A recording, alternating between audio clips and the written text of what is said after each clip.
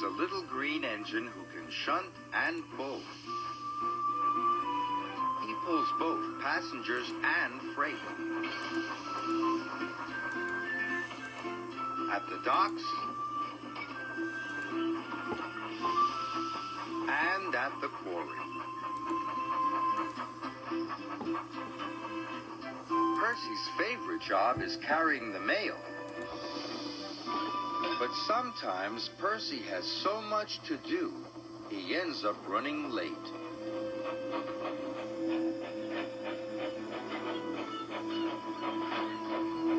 One evening, Percy arrived late at Brendam Docks.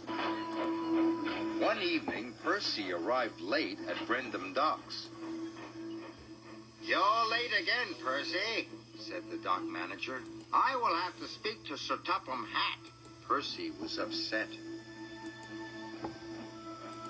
Percy returned to Tidmouth's sheds. The other engines were already asleep.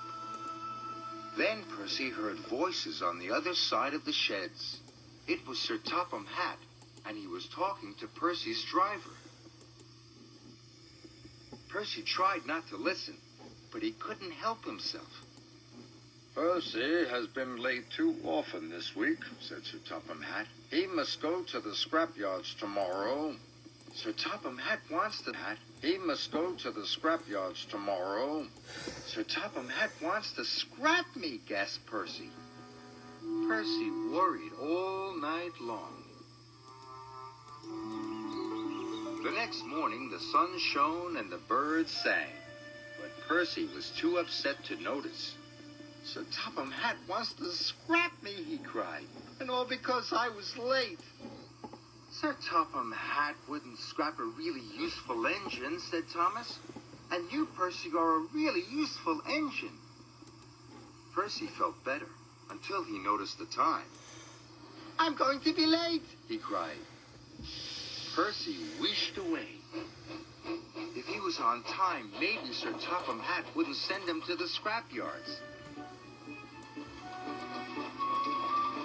Percy's first job was collecting pipes from Brendam Docks. But when he arrived, Cranky was still unloading.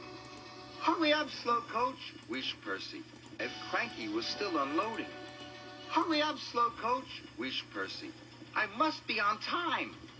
I'll take as long as I like, said Cranky, and he went slower than ever.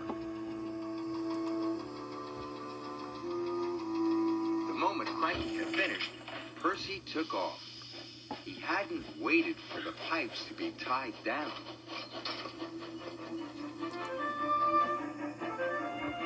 Percy rounded the bend. The pipes slipped and fell all over the track, but Percy puffed on.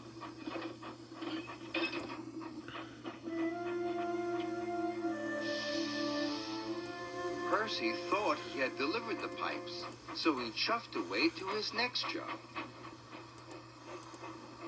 Percy was to take some tar wagons to the workmen mending the roads. Be careful, said his driver. Tar is sticky stuff. But Percy wasn't being careful. He was going too fast. Percy charged down Gordon's Hill. He didn't see Gordon and the express until it was too late.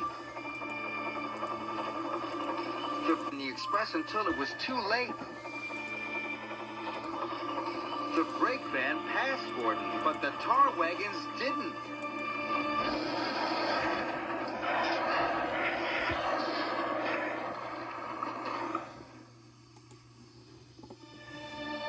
Luckily, no one was hurt.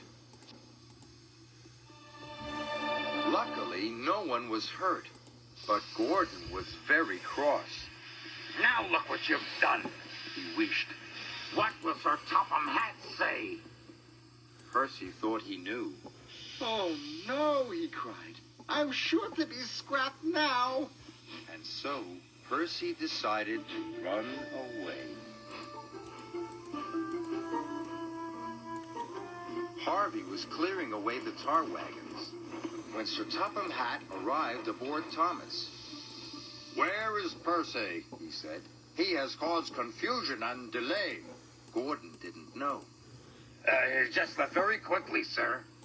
He heard you at the shed, sir, said Thomas. He thought you were sending him to be scrapped. I think I need a word with Percy, said Sir Topham Hatt. You must all help me find him. And so everyone looked for Percy. They searched high, and they searched low. They looked to and fro, but they couldn't see Percy anywhere. Looked to and fro, but they couldn't see Percy anywhere.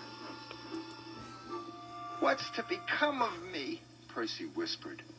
But there was no one around to hear.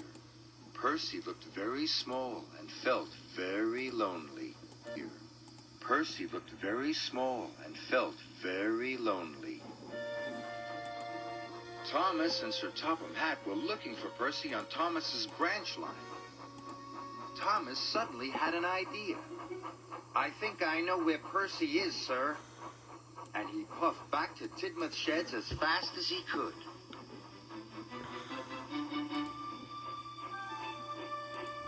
The sheds were very quiet as Thomas rolled into the engine berths.